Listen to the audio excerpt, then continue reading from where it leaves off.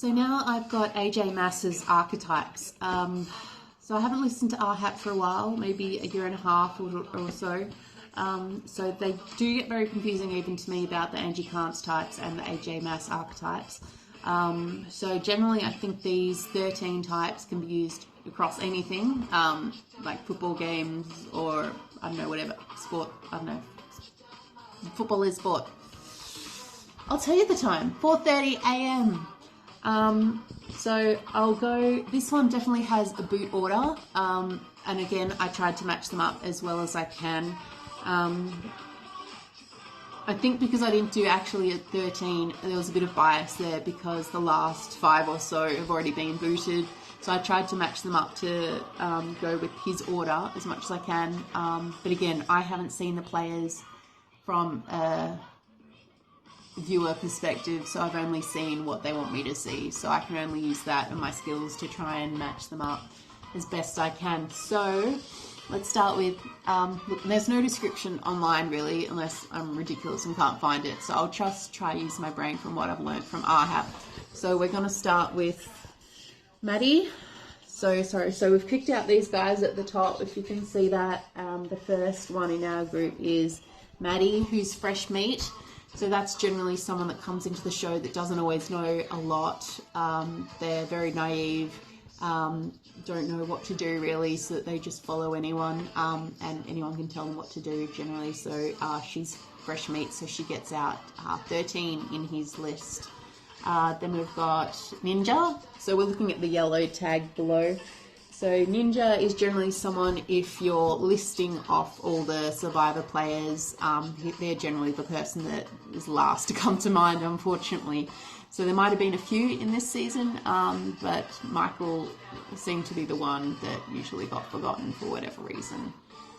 So they slide under the radar, not always obvious edit, that sort of thing.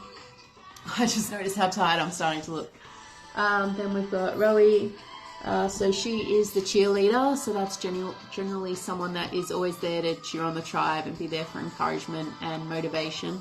So usually they're high energy, like Meredith Grey kind of. But yeah, very positive, so that seemed to work well. Generally these titles they're not gender biased, so they can be for anyone really, whereas Angie Kantz's types, there's a male and female version for both. So you try and match them up as best you can, but with these ones it can almost be anyone. Then we've got Loose Cannon for Addie, which is very similar to Oh No You Didn't.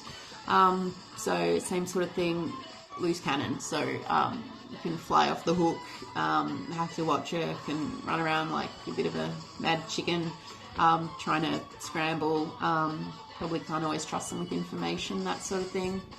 Let's see, we've got Josh next. Music just stopped, which is so awkward, so let me pause.